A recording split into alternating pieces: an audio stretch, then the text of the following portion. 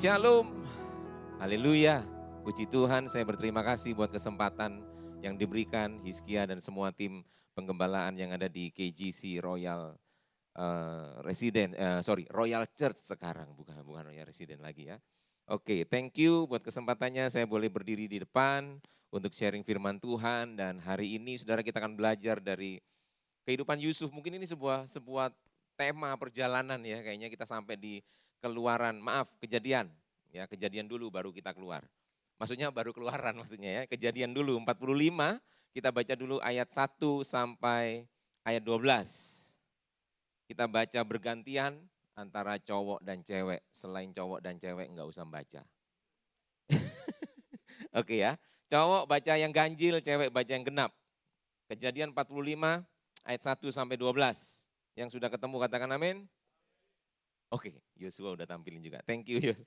Yuk yang ganjil dulu ya, yang cowok. 2, 3. Sebentar, saya bacakan dulu perikopnya. Yusuf memperkenalkan dirinya kepada saudara-saudaranya. Ayat 1, 2, 3. Ketika itu Yusuf tidak dapat di depan semua orang yang berdiri di dekatnya. Lalu berserulah ia, suruhlah keluar semua orang dari sini.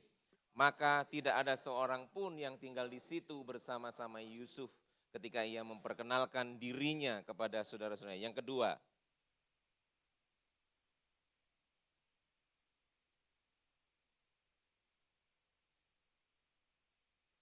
tiga, dan Yusuf berkata kepada saudara-saudaranya, akulah Yusuf, masih hidupkah Bapak?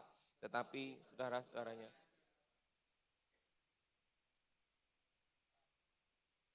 empat,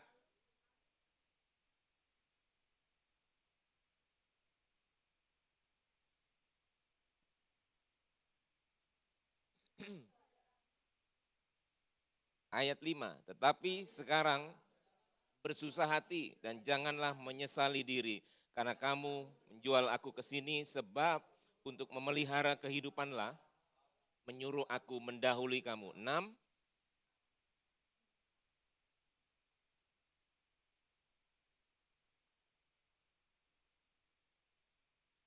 7, maka Allah telah menyuruh aku mendahului kamu untuk menjamin kelanjutan keturunanmu di bumi ini dan untuk memelihara hidupmu sehingga sebagian besar daripadamu tertolong. Thank you. Lanjut.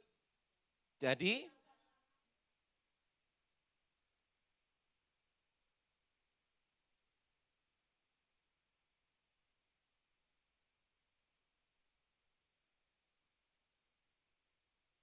sembilan, segeralah kamu kembali dan Bapak kepadanya, beginilah kata Yusuf anakmu, Allah telah menempatkan aku sebagai tuan atas seluruh Mesir, datanglah mendapatkan aku, janganlah tunggu-tunggu.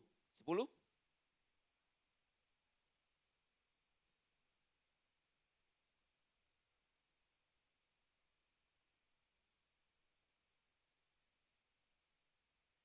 'Di sanalah aku memelihara engkau sebab kelaparan ini masih ada 5 tahun lagi, supaya engkau jangan jatuh miskin bersama seisi rumahmu dan semua dengan engkau. 12.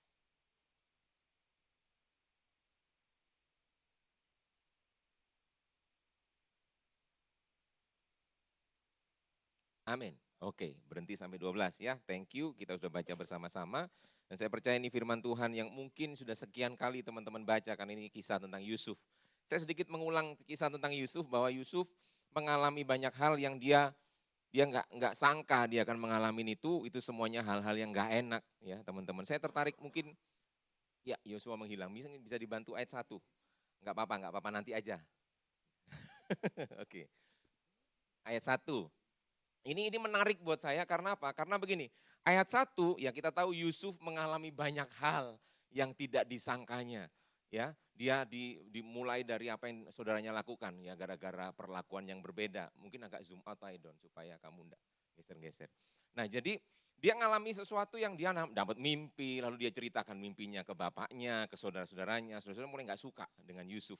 Dan akhirnya mulai dimasukkan sumur, lalu berpikir daripada dimasukkan sumur, mulai dijual jadi budak kemudian jadi orang kepercayaannya Potifar, karena dia dibeli sama Potifar, lalu kemudian difitnah sama tantenya, bukan tantenya Potifar, tapi istrinya ya, Tante Potifar itu yang memfitnah, lalu kemudian masuklah dia di penjara dia mulai jadi orang kepercayaan sipir juga, dia jadi orang kepercayaan, sampai akhirnya dia ketemu sama juru makanan, juru makanan digantung, juru minuman kembali ke istana, dan seterusnya sampai dilupakan. Nah tiba-tiba Tuhan yang buat mimpi Firaun. Firaun dibuat mimpi dan akhirnya semua orang berhikmat di bangsa itu nggak ada yang bisa mengartikan mimpinya Firaun. Cuman kemudian Tuhan menyentil juru minuman.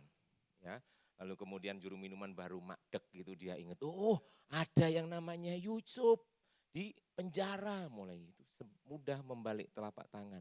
Dari penjara dia jadi orang kedua di Mesir. Ya, sampai akhirnya muncullah saudara-saudaranya. Ketemu dengan Yusuf. Nah yang menarik begini, saya Loh kok ini ayatnya? Betul ya?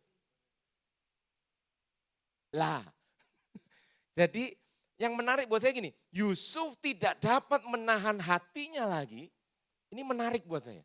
Seolah-olah ada sebuah ledakan di dalam yang sudah sekian lama dia nggak ketemu dengan saudara-saudaranya. Tapi dari sekilas saya sampaikan cerita tentang Yusuf, penderitaan demi penderitaan yang dia alami, itu dimulai dari betapa kurang ajarnya saudara-saudaranya. Betul nggak?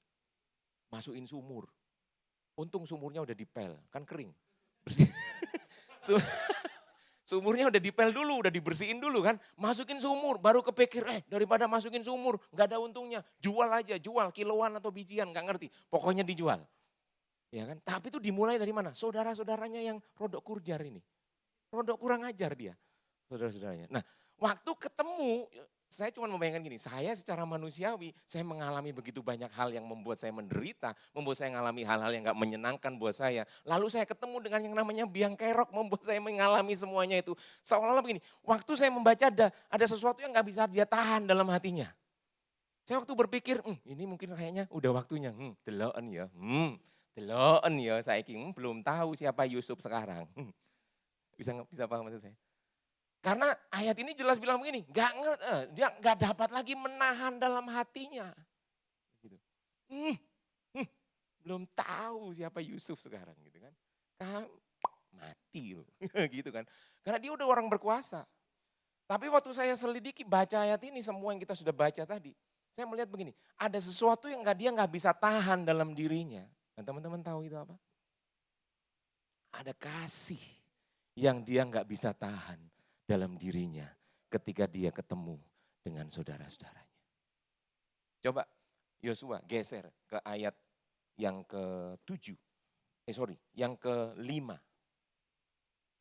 Jadi hati ada sesuatu yang dia nggak bisa tahan dalam hatinya.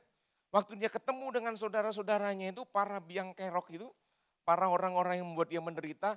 Tapi ketika saya membaca ayat ini, tetapi sekarang Yusuf ngomong sama saudara-saudaranya, saudara-saudara,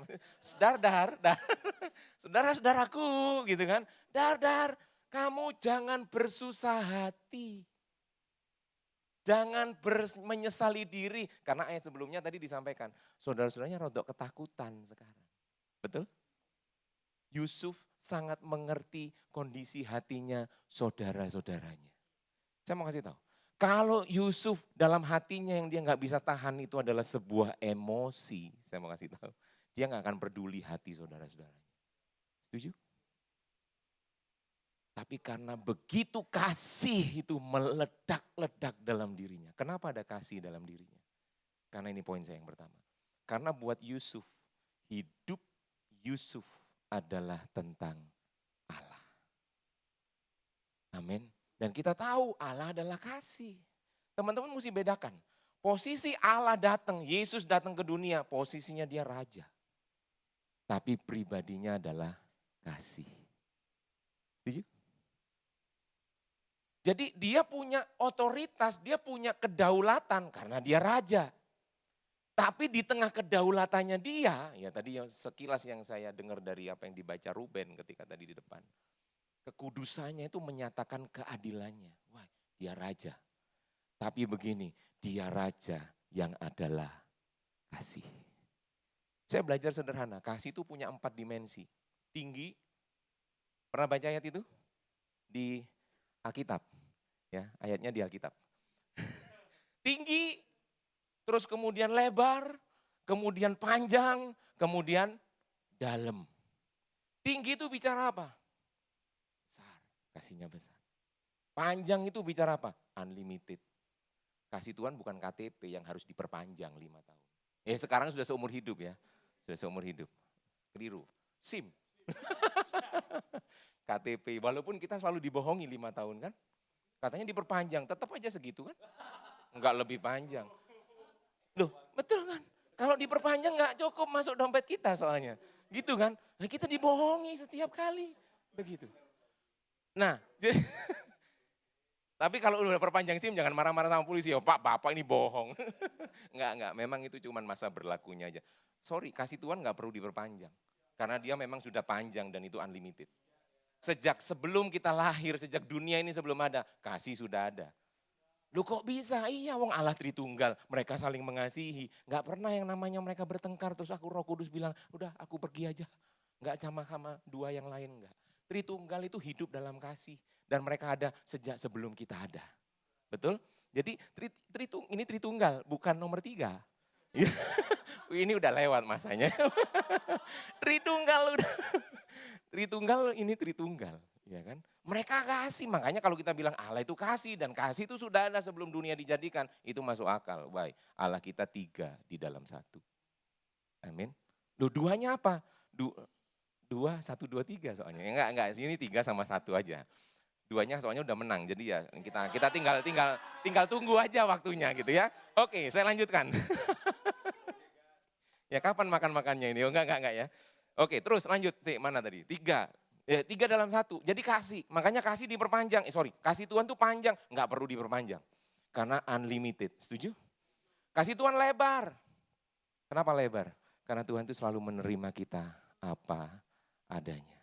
Lebar itu seperti terbuka, begitu tangan terbuka. Anak saya paling suka dipeluk. Jadi kalau dia make a mistake gitu, dia datang sama mamanya, cuman minta peluk. Kalau saya nggak perlu make a mistake, saya selalu minta peluk sama istri saya. Asik. Kita lanjutkan nanti. Sudah cukup. Oke, sampai mana tadi? Anak 3. Oh bukan. Kasih itu bukan lebar. Yesus terima kita apa adanya. Kalian buat dosa hari ini kalian bertobat. Sungguh-sungguh bertobat. Karena Tuhan begini, Tuhan itu Maha Pengampun. Pengampunan 70 kali 7 kali. Artinya itu nggak usah dihitung pakai kalkulator, artinya nggak terbatas memang. Cuman begini, Allah tidak membiarkan dirinya dipermainkan. Setuju? Jadi dosa jangan dibuat main-main. Dosa aja besok juga diampuni. Sorry, selentik sampai Tuhan kapok kamu. Gitu ya. Jadi mesti kita tahu. Tapi kasih Tuhan itu dia mengampuni kita, yes pasti dia datang. 1 Yohanes 1 ayat 9. Jika kita mengaku dosa kita, mengaku. Bukan, mengaku itu maksudnya. Jika kita mengaku dosa.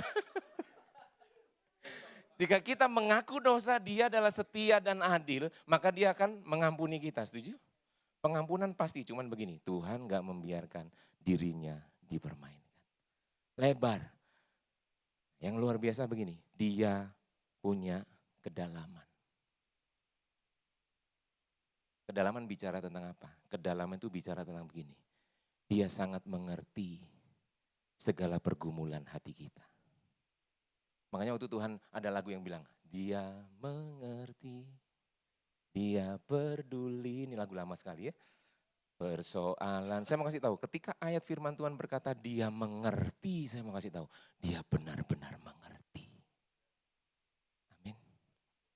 Susahnya hidup dalam kebenaran, susahnya jaga hati, susahnya aku melayani, susahnya aku hidup dalam apa yang Tuhan mau, susahnya baca Alkitab enggak bolong tiap hari, susahnya semua segala susah. Kalian bekerja punya kesusahan, mau disiplin susah, ngadepi kehidupan yang susah, dan semua yang susah, saya mau kasih tahu, Tuhan mengerti. Dan ketika Yusuf mengalami semua masalah demi masalah yang dia harus alami, dia mengerti bahwa apa? Allah pegang kendali. atas seluruh kehidupannya. Makanya dia tahu hidupnya bukan tentang dia. Teman-teman kalau baca ayat ini, 12 ayat yang kita baca, Yusuf selalu bilang begini, ya tenang, ini tuh Allah yang aku. Allah dulu, Allah itu subjeknya. Dan selalu subjek yang punya predikat. Setuju? Dan kita ini cuman objek. Artinya apa? Objek cuman terkena dari apa yang subjek lakukan karena subjek yang punya predikat. Saya menerima itu sebagai objek. Sehingga dia tahu, waktu dia mengalami penderitaan sekalipun, dia tahu Tuhan tidak pernah tinggalkan dia. Amin. Makanya dia tahu bahwa Tuhan tuh punya rencana segala yang besar. Dia tahu bahwa begini, kasih yang terutama dalam hidupnya. Satu kali saya ngobrol dengan salah satu teman di kantor gitu kan, bahas tentang Yusuf. Dia ngomong, menurut Mas Rendra Yusuf ngomel enggak? Waktu dia tiba-tiba dimasukin sumur, waktu dia tiba-tiba dikhianati, difitnah ya. Lalu kemudian dia dilupakan. Kira-kira Yusuf ngomel enggak? Menurut teman-teman ngomel enggak? Mempertanyakan enggak? Kira-kira Tuhan kok ngalami kayak gini sih? Tuhan, kira-kira ngomel enggak? Saya ngobrol diskusi, iya loh bisa ngomel. Sederhana alasannya, karena Yusuf bukan Yesus. Setuju? Yusuf bukan Yesus. Jadi dia ngalami semua kondisi yang gak enak itu. Tapi dia tahu bahwa hidupnya adalah tentang Allah. Saya mau kasih tahu, teman-teman, apapun yang kalian alami, mau orang bilang kalian generasi misalnya Gen Z. Gen Z itu di bawah ya. Generasi Z lah, generasi apapun, strawberry dan macam-macam. Saya cuma lihat begini, generasi yang ada sekarang. Generasi yang dipakai Tuhan luar biasa. Amin. Cuman begini, mesti nyatakan Yesus dalam hidupmu. Why? Hidupmu tentang dia kok. Yusuf di tengah dia mungkin mempertanyakan, mungkin dia, Tuhan kok bisa ya aku ngalami kayak gini. Tuhan tuh juru minuman kurang ajar, boya dia minum keselak ingat aku. Misalnya begitu. Dia mungkin memikirnya seperti itu. Begitu kan? Itu hal-hal yang wajar karena masih manusia. Makanya cuman Yesus yang gak mengeluh. Ya kan? Cuman Yesus yang gak mengeluh. Yusuf ngeluh enggak sih? Maaf, ngeluh, kepalanya ngeluh. Yusuf juga mengeluh begitu kan. Tapi satu hal dia mau percaya bahwa hidupnya adalah tentang Tuhan. Nah, ketika dia tentang Tuhan, maka kasih yang dinyatakan, wah Yesus itu pribadi yang adalah kasih. Sederhana, dia adalah kasih. Memang dia jadi raja, dia berkuasa atas semuanya, dia berdaulat. Makanya begini, memahami kasih Tuhan bukan berarti terus kita bisa seenaknya sendiri, nggak bisa. Dia raja. Kami nonton salah satu drakor, salah satu film juga, barusan selesai. Drakornya selesai, kemudian film juga selesai. Itu tentang raja-raja. Raja itu kalau ngomong, apapun yang dia omongkan. Bahkan sampai ketika negara genting, tahu genting ya?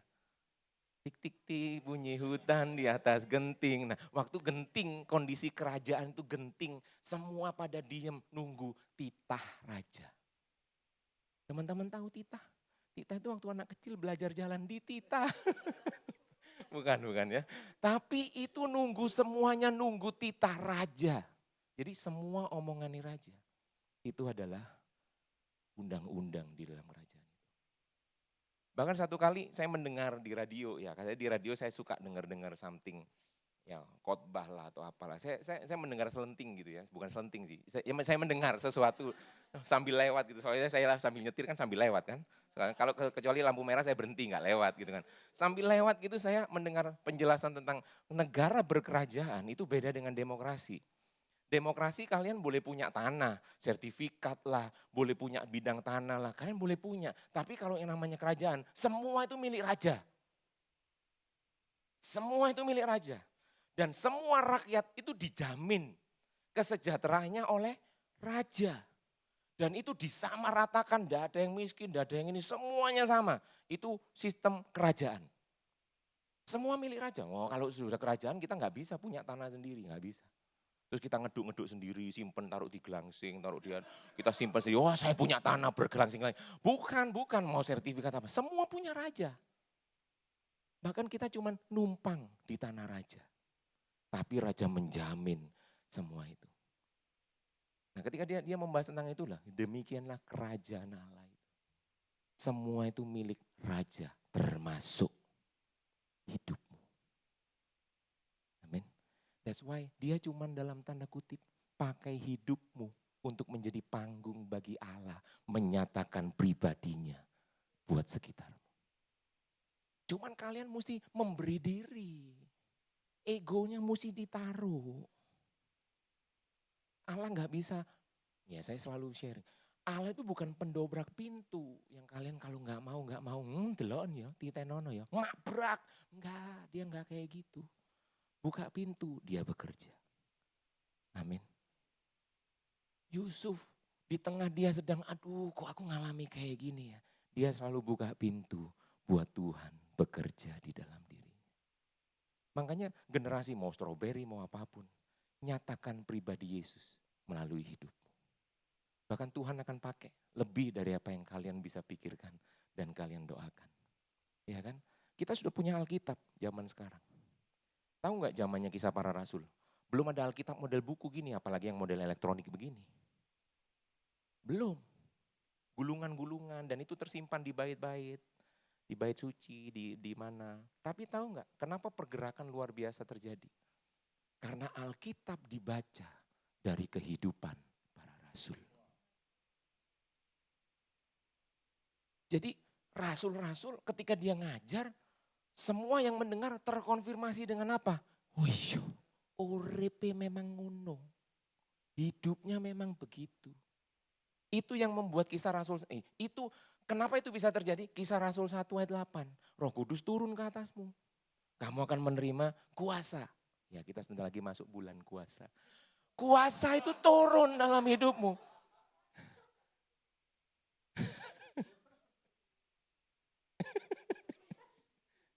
Kuasa.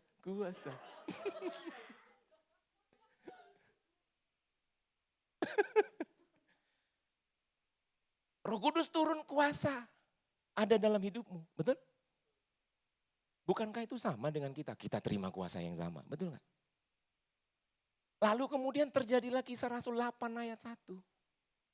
Penderitaan, penganiayaan terjadi. Tapi teman-teman kalau baca pasal itu, literally disebutkan dalam Alkitab bahwa apa? Semua tersebar keluar. Tapi gini, mereka memberitakan Injil. Bukan malah, lah katanya ngikut Tuhan dijaga. Halah Tuhan niku ya opo sih. Katanya kalau ngikut Tuhan tuh dikasih kemenangan. Halah Tuhan niku, bukan gitu. Halah, ada apa dengan halah? Iya toh, bukan gitu. Bukan perkataan kecewa, bukan persungutan, bukan ngomel yang terjadi. Tapi mereka tersebar menyebarkan Injil. Amin. Hidupnya dibaca. Jadi dari rasul-rasul 120, Petrus berkhotbah 3.000, lalu kemudian setiap hari Tuhan tambahkan, cara hidup jemaat mula-mula betul kan? Tiap hari Tuhan tambahkan, loh kenapa kok begitu? Karena kehidupannya menceritakan tentang Injil. Hidupnya. Jadi waktu sharing, makanya Matius 5 ayat 16. Hendaklah terangmu bercahaya, sehingga mereka melihat perbuatanmu yang baik dan memuliakan Bapamu yang di surga. Teman-teman, saya memahami ayat ini di awal. Saya pikir begini, kata memuliakan itu nempel dengan perbuatan kita. Jadi ada 2 perbuatan yang kita lakukan sebagai terang. Oh, perbuatan yang baik, oke saya lakukan kebaikan. Lalu ada yang kedua, perbuatan yang memuliakan Tuhan. Ternyata waktu saya selidiki lebih dalam, kata memuliakan itu nempelnya di mereka. Mereka yang di luar sana. Jadi ayat itu sudah ngomong gini, karena itu hendaklah kamu bercahaya, terangmu bercahaya, supaya mereka itu melihat perbuatanmu yang baik. Dan mereka memuliakan Tuhan. Itu yang terjadi tepat seperti yang rasul-rasul lakukan. Rasul-rasul menceritakan Injil, tetapi mereka juga melihat hidupnya rasul-rasul. Dan waktu mereka melihat itu, mengkonfirmasi, iya yo, ternyata orang Kristen itu luar biasa yo. Hidupnya dipakai yo, luar biasa yo. Sampai satu kali Roh Kudus sentuh hati mereka, maktul. Mereka langsung memuliakan Tuhan. Iya, memang Rajamu luar biasa. Memang Tuhanmu dahsyat. Jangan sampai kayak Mahatma Gandhi. Tahu ya kisahnya? I love your Jesus, but I hate Christian. Itu statementnya Mahatma Gandhi. Dia sangat mencintai Yesus, cuman dia nggak suka orang Kristen. Kenapa? Orang Kristen nggak kayak Yesus. Nah itu yang nggak boleh terjadi di kita. Hidup kita ini cuman dalam tanda kutip etalase di mana Tuhan pakai kita untuk menyatakan kasih-Nya. Yusuf tidak bisa nahan diri untuk menyatakan kasihnya itu buat saudara-saudaranya. Makanya dia sentuh hati, tidak usah bersusah hati. Tidak usah menyesali diri. It's okay, ora popo. Bahasa Koreanya ya. It's okay itu bahasa Koreanya ora popo. Gitu. Ya kan? Jadi jangan menyesali diri. Dia menghibur saudara-saudaranya. Why? Hatinya menyatakan kasihnya. Amin. Teman-teman mau dipakai nggak? Cuman kalau mau dipakai siap-siap. Penderitaan. Gak enak. Itu yang akan kita alami. Tapi yang kedua, poin saya cuma 2. Kenapa 2? Karena cukup 2.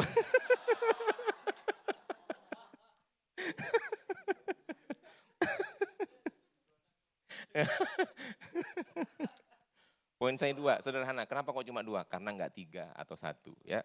2 saja. Oke, lanjutkan. Ya kan? Jadi Allah pegang kendali dan hidup kita bukan tentang kepentingan kita, hidup kita ini kepentingan Allah karena Allah pakai hidup kita. Dan kita ini cuma panggungnya Allah untuk Allah menyatakan pribadinya, kasihnya buat kita. Yang butuh kita mau aja. Tuhan yang kasih mampu buat kita ya.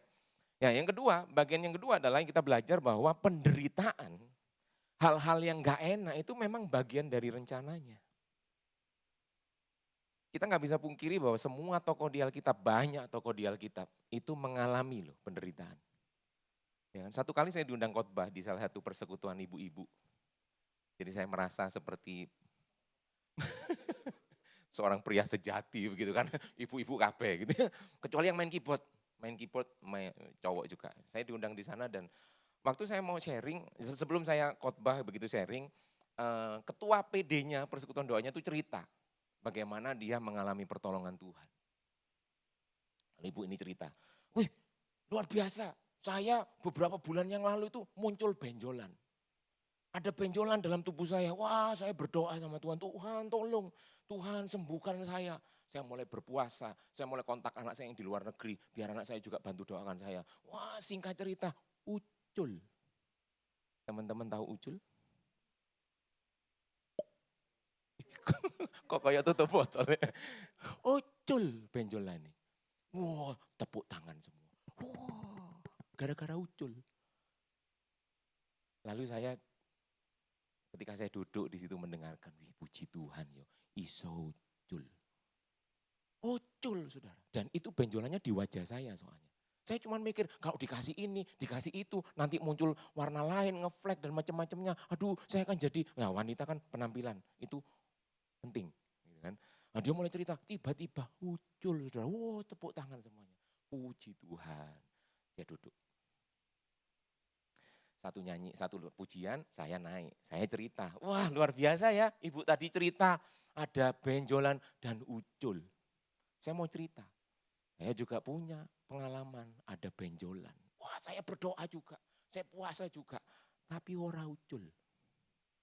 Saya bilang, bahkan benjolannya itu akhirnya mengeluarkan cairan yang itu enggak pernah kering. Wajahnya beda semua. Sampai akhirnya saya ke dokter, saya mengalami, ya dimarahi dulu sama dokter. Diseneni sampai dokter, padahal aku ke sana hari Rebu. Seneni.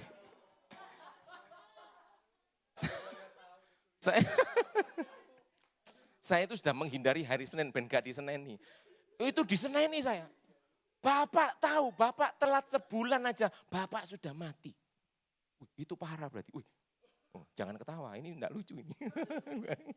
Tapi teman-teman tahu, saya cerita waktu itu di persekutuan, saya ngalami, enggak ucul. Lalu saya tanya, pertanyaannya menurut saudara, saya mengalami pertolongan Tuhan. Enggak ada yang berani jawab. Tuhan tolong saya. Karena waktu itu dokter bilang harus ada terapi sekian tahun baru sembuh. 4-5 tahun baru sembuh. Saya enggak sampai setahun. Tuhan nyatakan sembuh. Orang ucul meledos. Lalu di situ saya cuma kasih pesan sederhana bahwa begini, kadang kita mendengar kesaksian, ucul apa. Duh, saya percaya Tuhan bisa kerjakan itu, setuju gak? Tapi percaya lagi nih, jangan kotakkan Tuhan dengan caranya Tuhan. Karena waktu kita nggak ngalami seperti yang ibu itu alami, saya kasih tahu sama semua ibu-ibu itu, ibu. Kalaupun kita nggak ngalami seperti yang ibu itu alami, jangan kita berpikir bahwa Tuhan tidak tolong kita. Amin. Karena Tuhan tidak bisa dikotakkan dengan caranya kita. Tuhan terlalu besar untuk dimasukkan di kotak terbesarmu sekalipun. Amin.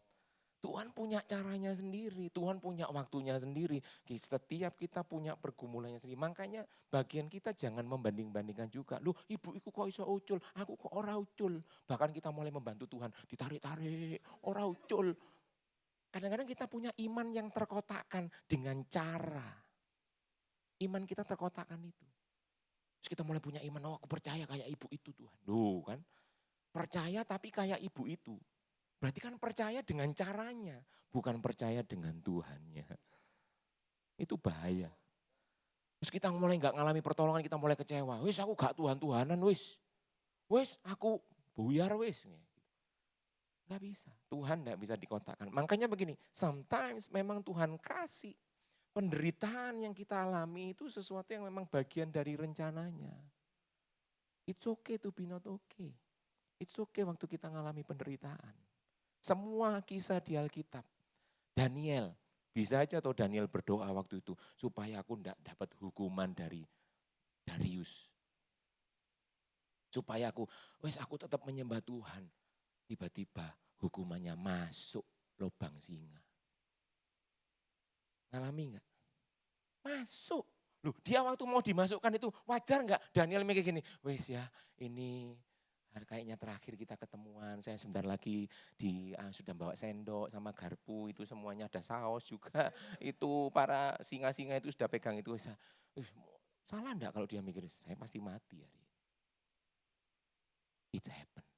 Dicemplungkan loh. Sadrak, Mesak, Abednego. Ngalami enggak penderitaan? Bisa aja dia mikir, oh Tuhan tolong aku, pasti aku diluputkan. Pasti ucul, iku mau. Pasti aku diluputkan, enggak dapat dapur api. Pastilah Tuhan punya caranya. Tapi dia keluar statement, kalaupun Tuhan enggak tolong. Aku enggak akan menyembah Raja Tuhanku. Betul enggak? Ngalami enggak dia? Ngalami, masuk dapur api. Betul? Semua tokoh di Alkitab, mereka mengalami penderitaan itu. Paulus kurang menderita apa coba? Yunus masuk perut ikan, menderita enggak? Loh menderita.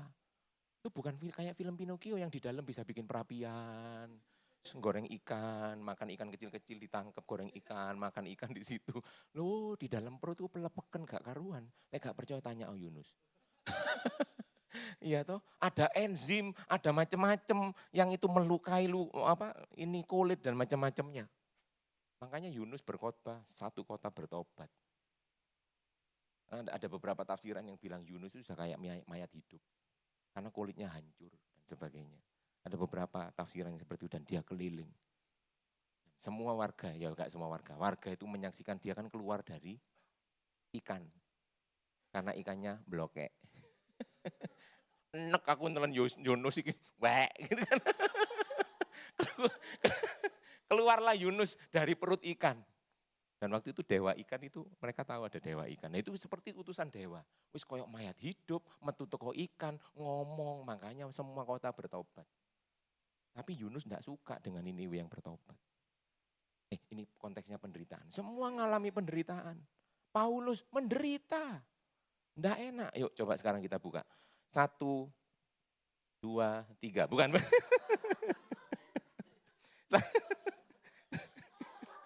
Ada apa dengan 1, 2, 3 hari ini ya? Kok keluar terus? Soalnya kata Andre aku jadi 1, 2, 3 terus. Oke ya. Jadi 1 Petrus 4 ayat 19. Teman-teman pahami bahwa ada satu penderitaan yang itu memang karena kehendak Tuhan. 1 Petrus 4 ayat 19, Yos. 1 Petrus 4 ayat 19. Nah, karena itu baiklah juga mereka yang harus menderita karena kehendak Allah. Menyerahkan jiwanya dengan selalu berbuat baik kepada apa? Pencipta yang setia. Karena gini, dalam penderitaan penciptamu itu setia loh. Dia tidak meninggalkan kita. Saya bacakan dalam versi FAYH ya. FAYH bilang begini, jadi kalau saudara menderita menurut kehendak Allah, teruskanlah berbuat benar dan serahkanlah diri saudara kepada Allah yang menciptakan saudara. Sebab ia tidak akan mengecewakan saudara. Ada penderitaan yang memang karena kehendak Allah. Oh itu ciri-cirinya gimana Kak? 1, enggak terlalu menderita. 2, sakit tapi enggak seberapa. 3, terjadinya hari Minggu karena waktu ibadah. 4, nanti tudung rohanimu tahu dan mereka akan mendoakanmu. 5, enggak ono di situ saudara. Teman-teman, enggak ono. Penderitaan datang ya memang datang-datang aja. Cuman begini, apa yang membuat itu menjadi kehendak Allah atau tidak? Responmu. Menyerahkan jiwanya. Selalu berbuat baik. FAYH bilang apa? FAYH bilang begini, teruskanlah berbuat benar. Waktu engkau dalam penderitaan, Stefanus menderita enggak? Dirajam batu sampai mati. Langsung telepon Pak Sim, minta tolong. Ada yang meninggal, Pak Stefanus dilempar batu. Mati. Loh, menderita loh. Tapi kalau kita baca, Stefanus tidak menunjukkan wajah yang menderita. Dia mengalami Tuhan di tengah penderitaannya. Betul? Sadrak, Mesak, Abednego, rambutnya gak ono sing keriting, masih keribu. Maksudnya keriting karena api, enggak ada. Walaupun masuknya sudah keribu. Kayak Pak Abi itu kan, Pak Abi itu kan rambutnya. Direkam ya Don, kasih no Pak Abi Don. Iya kan, Pak Abi itu like sisiran, rontok giginya sisir. Karena sudah, enggak, ini karena kita teman ya, kita teman sama di kantor. Nah, enggak ada satupun. Oke, Tuhan ampuni kami. Oke. Jadi rambutnya enggak ada yang keriting. Karena masuk 3 di dalam 4. Ya kan, ada malaikat Tuhan. Daniel masuk, dibuat asam lambungnya tinggi, para singa-singa itu. Gak iso, gak kolumangan. Loh itu pertolongan Tuhan di tengah penderitaan dialami. Nah saya mau kasih tahu, penderitaan yang kita alami itu sesuai, seturut dengan kehendak Tuhan atau enggak, depend on your response. Respon itu dengan apa? Tetap melakukan kebenaran. Tetap berbuat benar, itu Alkitab bilang. Ya kan? Tetap berbuat benar. Yusuf, dia mungkin sedikit mempertanyakan, Tuhan kok aku ngalami kayak gini ya Tuhan. Tuhan kok aku difitnah, ya ampun. Tante puiku Tuhan, ya ampun. Aku kurang apa sih, kurang vitamin apa wong iku. Kok cik kurang ajari, aku difitnah. Mungkin dia berdoa seperti itu. Tapi itu hanya menjadi secret time-nya dia sama Tuhan. Untuk akhirnya dia kembali, dia mau percaya Tuhan sedang bekerja dalam hidupnya. Amin. Dia tetap lakukan yang benar. Di penjara, dia mengartikan mimpi 2 orang itu. 1 digantung, Satu, melupakan dia. Saya percaya dia enggak jadi orang yang akhirnya baper. Bawa terus perasaan, dulu aku dilupakan kurang ajar. Yo. Tangi turu inget wajahnya juru minuman, kurang ajar wong iki. Kurang ajar delon yo, tak dongakno ngimpi gak bangun lagi kamu. Misalnya begitu. Delon yo. Saya percaya dia enggak sedang menghidupi itu. Makanya waktu kita dalam penderitaan, lakukan baper yang selanjutnya. Bangkit dan percaya. Baper, jangan bawa lemper terus. Ya kan? Jangan bawa perasaan terus. Tenggelam dengan perasaan sakit, perasaan dikecewakan, perasaan merasa diri paling malang. Padahal bukan orang Malang. Ngaku-ngaku orang Malang. Ya toh, belum tentu. Percayalah begini, Tuhan sedang bekerja. Lakukan yang benar. Tetap berbuat baik. Lalu pesannya Tuhan apa? Serahkanlah diri saudara kepada Allah yang menciptakan saudara. Ia tidak akan mengecewakan. Yusuf hidupnya tidak akan mengecewakan. Dia nggak merasa kecewa. Makanya waktu ketemu saudara-saudaranya dia tahu ini Allah. Dia ngomong sama saudara-saudaranya, Dar, ini bukan tentang kamu. Semua rancanganmu yang jahat sampai aku itu loh. Tuhan loh. Oh, subjeknya tetap Tuhan. Tuhan yang membuat apa yang kamu reka-rekakan kecelakaan. Tuhan yang membuat itu menjadi rencana penghidupan. Amin. Kalau orang kecewa enggak gitu. Orang kecewa enggak bisa lihat Tuhan. Makanya jangan baper terbawa perasaan. Tapi baper bangkit dan percaya. Amin. Cinta ditolak, jangan dukun bertindak. Salah satu penderitaan kan itu ya, cinta ditolak. Halah, belum ngomong lu Kak, wis ditolak Kak, misalnya. Ya apa iku guru ngomong wis ditolak. Iya kan, mau disiplin, aduh sulit Kak. Ngalami kondisi yang sudah jalan 5 tahun, tiba-tiba orang tua say no. Wah itu penderitaan itu. Ya kan.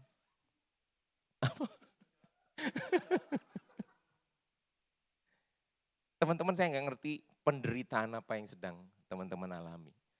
Hal yang tidak menyenangkan, hal yang tidak nyaman, hal yang tidak enak bisa terjadi. Tapi percayalah begini, itu cuma bagian dari rencananya Tuhan atas kita. Amin. Responi dengan apa? Kita berangkat ke 2 Timotius 2. 2 Timotius 2, ini pesannya Paulus kepada Timotius. 2 Timotius 2 ayat yang ke-7. Ini kita mundur sedikit ke ayat yang ke-4 kalau enggak salah. Ayat yang ke-4. Ketiga wis Yus. Pokoknya 1, 2, 3. Ayat 3. Ayat 3 dibilang begini, ikutlah menderita sebagai seorang prajurit yang baik. Jadi waktu teman-teman memang harus mengalami penderitaan, pahami bahwa aku menderita ini bukan sebagai orang yang gak punya pengharapan. Bukan sebagai orang yang hidupnya paling malang sedunia, bukan. Tapi ikutlah menderita, aku ini prajurit Kristus. Menderita gak apa-apa, ora apa-apa gitu kan. Kenapa? Responi dengan ayat yang keempat. Seorang prajurit itu berjuang gak pusing dengan dirinya sendiri. Bukan berarti terus gak mikir ya uripe. Wis arep lah wis aku enggak peduli, bukan tentang itu. Tetapi dia mencari perkenanan komandannya. Siapa komandan kehidupan kita? Yesus. Tetap lakukan yang benar. Tadi 1 Petrus bilang itu, betul? Timotius bilang, jangan enggak memusingkan dirinya dengan soal penghidupannya.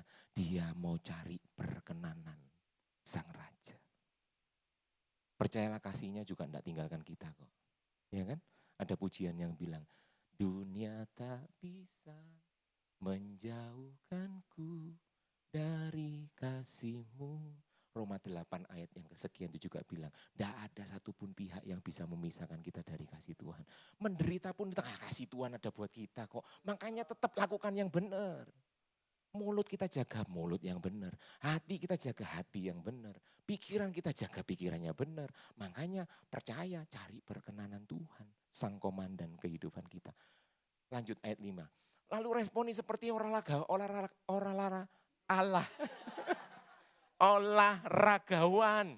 Responi seperti olahragawan. Yang itu membuat apa? Dia taat. turut peraturan-peraturan, dia disiplin, tetap melatih diri. Olahragawan ini saya mesti angkat topi sama Hizkia. Ya kan? Wah, olahragawan, badannya terbentuk. Saya kebentuk-bentuk badan saya. Dak kebentuk balik. Nah, jadi gini, olahragawan disiplin, ya kan? Badminton itu orang badminton, wow, yang ngelatih ininya bisa berapa jam sehari. Ngelatih forehand, backhand, apalagi smash, ini apa macam-macam. Latih. Pemusik itu latih, begitu kan. Sampai di sini koyok labangan. Dia ngelatih, tapi disiplin. Saya mau kasih tahu, penderitaan responi dengan semakin disiplin untuk mencari Tuhan.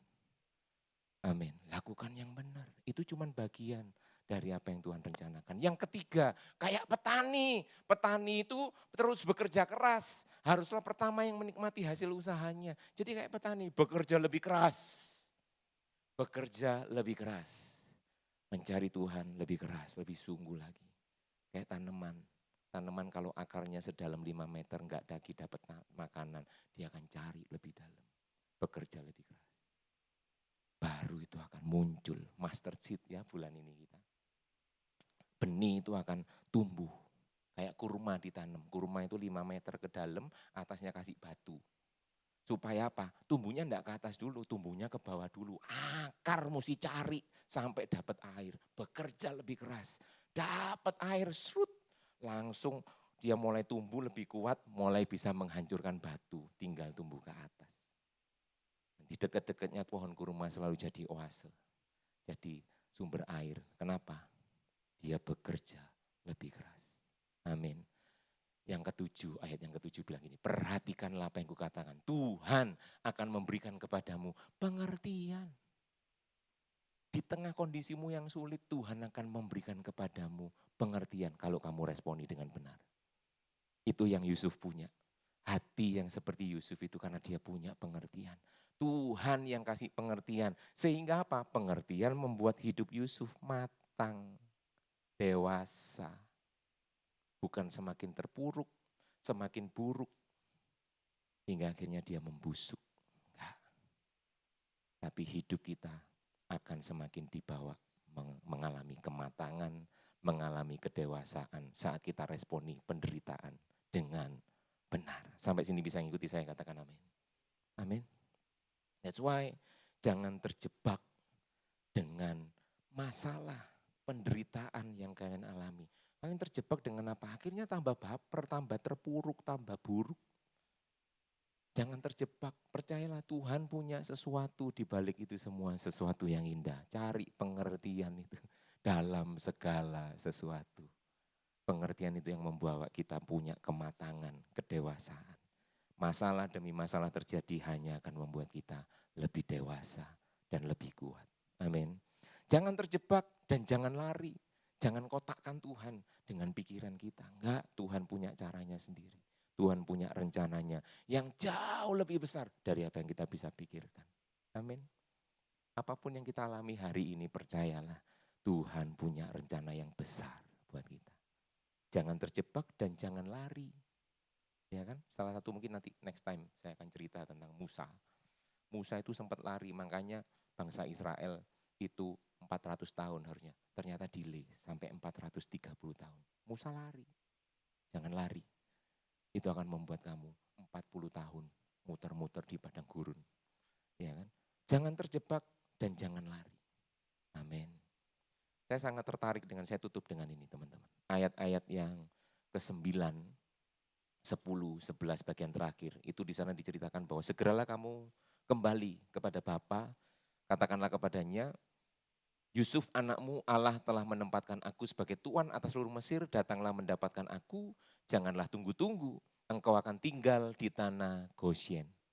Dan kita tahu tanah Gosyen itu menjadi tanah yang Tuhan jaga, lindungi, sertai. Tulah-tulah boleh terjadi, tulah bertulah itu boleh terjadi. 10 tulah di bangsa Mesir, tanah Gosyen Tuhan jaga. Amin. Dari seorang Yusuf. Bahkan gak cuma itu. Garis keturunan Yesus terjaga. Yusuf nggak masuk, yang masuk Yehuda. Betul nggak? Yusuf cuma dipakai untuk menyelamatkan itu, memang garis keturunan itu Yehuda yang dipakai.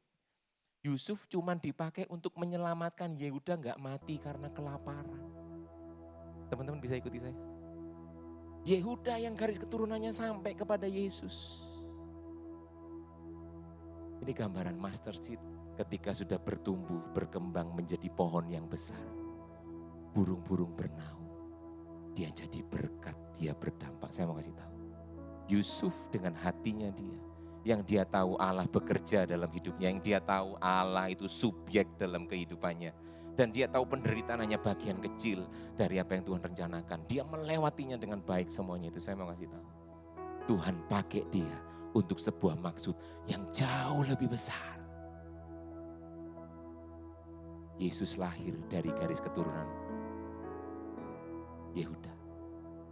Dan Yesus lahir membuat kita sampai hari ini kita menikmati berkat dari apa yang Yesus lakukan. Betul? Saudara, teman-teman, apapun yang kalian alami hari ini, jangan menyerah. Tetap percaya, Tuhan punya rencananya yang besar. Berikan hidupmu, Tuhan cuma pakai kamu untuk apa? Menyatakan pribadinya buat sekitarmu, seperti Yusuf. Miliki hati di mana kasih Tuhan bekerja dengan sempurna atas setiap kita. Amin. Tutup mata sebentar.